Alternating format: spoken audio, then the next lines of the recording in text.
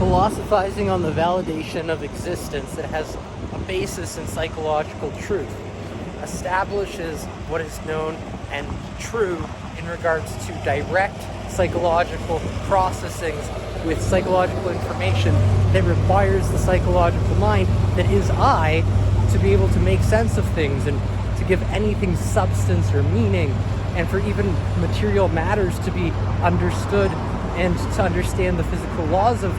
the objective and what's ultimately true that is necessary to be able to exist or even continue existing at all, and to synthesize anything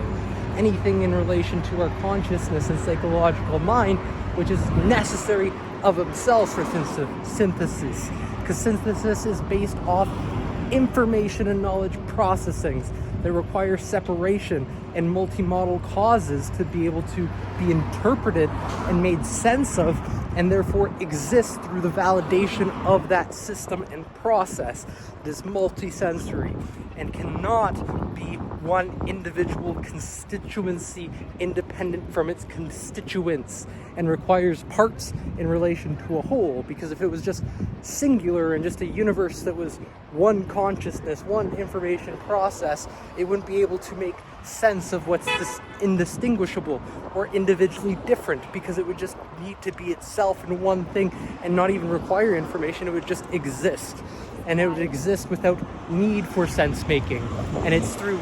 our independent individual psychological minds that things gain meaning and potential to be able to be true and to be known and to exist separate from other things, in which requires differentiation of what's the same from similar or the same or even different properties that are congruent and incongruent, and allow us to form and understand these different information and knowledge processes, as well as actually constitute objective existing objects and objective existing information and things that are separations of the environment and involve distinct interest processings that cancel out some information and must include error to be able to distinguish what's actually true from what's not, and which is essential to defining true statements, because what would true mean if nothing could be false? It would just exist. And vice versa. What would something mean if it was all things and it couldn't make sense of what's indistinguishable or different? It wouldn't have any need to do anything, or there would be no purpose or intrinsic meaning to anything, or even knowledge. Knowledge would cease, because everything would already be present and known and omniscient, where ignorance is necessary for knowledge to be able to even form the categories and to also understand a lack thereof of knowledge, in which we know through how laws associated with numbers and numeracy that are fundamentally and require psychological processes and psychological minds that are predicated directly on subjective experiences and subjective truths, which necessitate the exploration and development and even individual differences in regards to numeracy and being able to understand and interpret and to calculate anything and make sense of those calculations and operations that are primarily information based and require a consciousness process to make sense of them and to operate in relation to them, and dynamically so. And synthetic materialism pertains to these direct relationships that require a subjective and objective link, and a particular radial link, one with a sensory preceptor to it, and that encodes information from the neurotransmissions of our nervous system that require acetylcholine, as well as serotonin and gamma-buteic amino acid, to be able to consolidate and store information within our nervous systems that's even functional in any possible way. We actually need all the neurotransmitters that we have, and we need to be able to regulate them effectively in association with not just neurotransmitters, but physical materials and micronutrients, and particularly in the form of metabolites that we metabolize and consume, and which provide us with direct forms of psychological energy and physical energy that compose the constituencies of our body, but also help to regulate the epigenetic transformations and encoding that occurs through this triadic reciprocal causal model involving cognitions, which are also perceptions encapsulating cognitions, which are causations of themselves of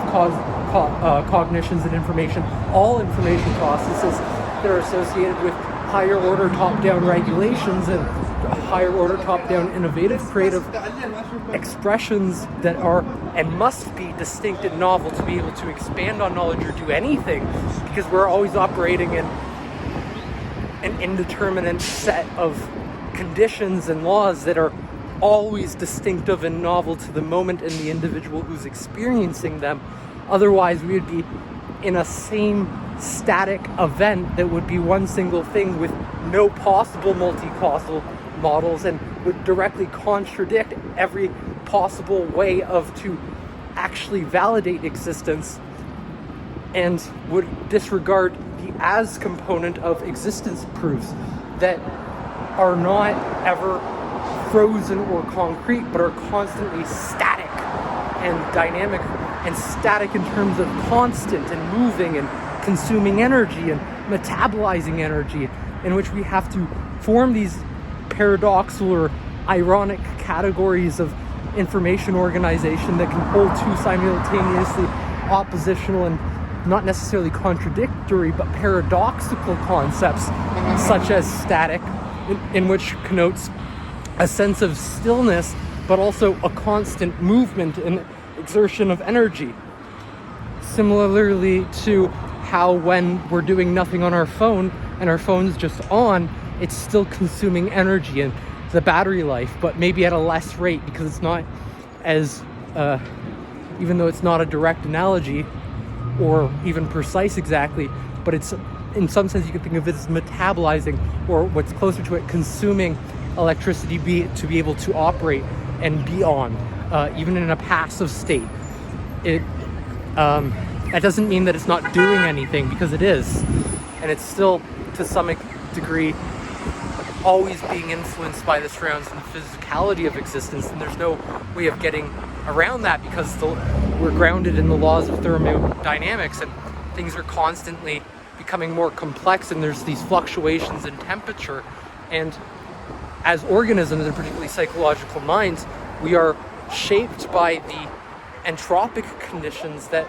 pose complexity and ultimately change, that we have to be able to recognize these patterns of change, but also patterns in which are the same, in which we can form these reciprocal relations that are necessary to establish truth and truly known categories of information that pertain to speculation, explanation,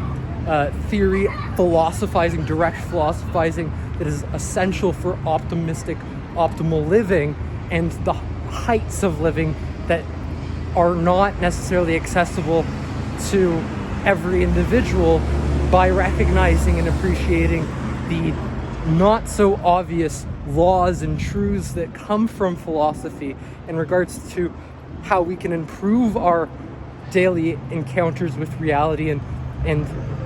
good conscience, that allow us to lead more particularly meaningful and purposeful existences, rather than just be happy or live a good life. It's more about living meaningfully and purposefully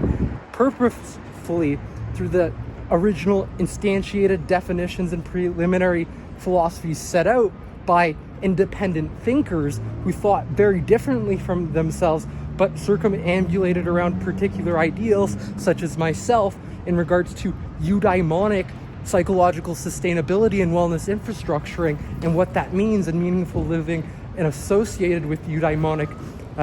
factors that promote optimal well-being, involving psychological healthy functioning and physiological healthy functioning that are based on psychological laws and truths, and couldn't be otherwise it wouldn't be valid or exist and be able to provide anybody with any useful information that's obvious, apparent, explicit, implicit, or even hard to access, and requires a philosopher to be able to communicate that, particularly the original or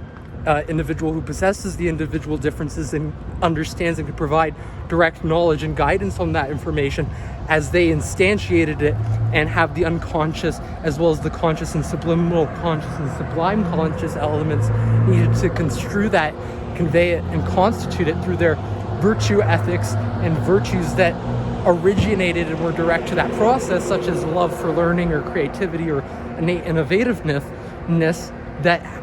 through the inception and the creation, the conceivability of it, which others couldn't do because it pertains to individual differences that are predicated on physical and psychological laws that are bound to the nervous system, and through instantiations that are direct to the way neurowiring and neurotransmission, different regions of the brain and the nervous system are configured in relation to an individual's particular genes and epigenomes, and these individual differences that directly store a certain set of information that is not the same as any potential information and is limited and confined to a particular set of genes and genomes, and determines what's conceivable for an individual that might not be conceivable for another individual, and who therefore could not originate certain sets of information or even process certain sets of information. Much like if you had a distinct sense that another animal would have, you would not interpret the world the same way if you had that unique sense, such as electric fish who can extend their radius of contact just outside them through electrical pulses that are related and extend outside the nervous system in essentially what's an aura or a general apparatus that encompasses them and extends the functions of the nervous system that we don't necessarily have the direct, but we could form the indirect capacities to be able to understand or extend our sense, much like, say, we could do so for vision and create a camera that allows us to remotely view individuals through the capacities and the functionalities enabled through the structures of our minds. So that's all I just wanted to say for now. I hope you enjoyed. Bye.